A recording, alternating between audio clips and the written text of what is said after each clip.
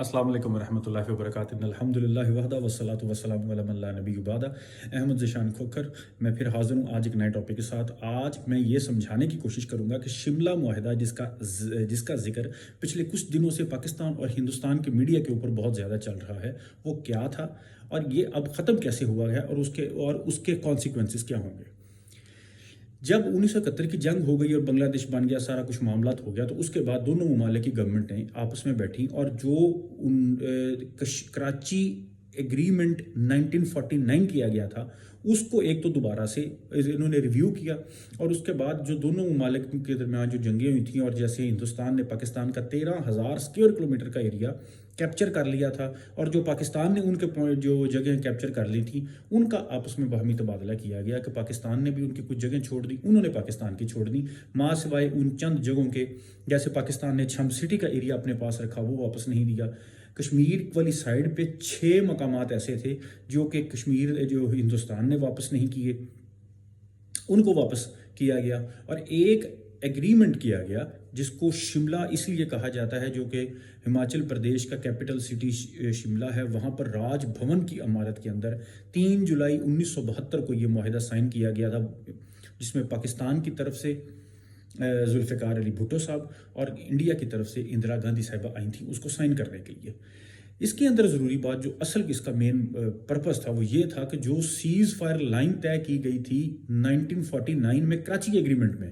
اس cease fire line کو convert کر دیا گیا لائن آف کنٹرول کے اندر، اور اس میں ایک بہت بڑا ایشو کہ جو اس کے اندر یہ ایگری کیا گیا اس ایگریمنٹ کے اندر کہ دونوں ممالک پاکستان اور انڈیا یہ بائی لیٹرل ٹریٹی ہوگا، اور دونوں ممالک اس کے اندر کشمیر کے اندر پارٹنر ہوں گے، کسی تیسرے کی ثالثی قبول نہیں کی جائے گی، اور دونوں بیٹھ کر اس کو کریں گے۔ اب جو ریسنٹ ڈیولپمنٹ ہوئی ہے وہ ڈیولپمنٹ یہ ہوئی کہ پاکستان نے نہ صرف شملہ معاہدے کو سسپینڈ کر دیا، بلکہ پاکستان کی طرف سے ایک سٹیٹمنٹ جاری کی گئی کہ کشمیر کے اوپر 3 جو ہے اسٹیک ہولڈرز ہیں، اور تیسرا اسٹیک ہولڈر چائنا کو ڈکلیئر کر دیا گیا، کیونکہ لداخ جو کشمیر کا علاقہ ہے اس کے اوپر بھی چائنا اپنا حصہ تسلط جما چکا ہے، اس کے اوپر کہہ چکا ہے کہ یہ ہمارا حصہ ہے، اس انڈیا سے وہ چھین چکا ہے۔ اب اس بیس کے اوپر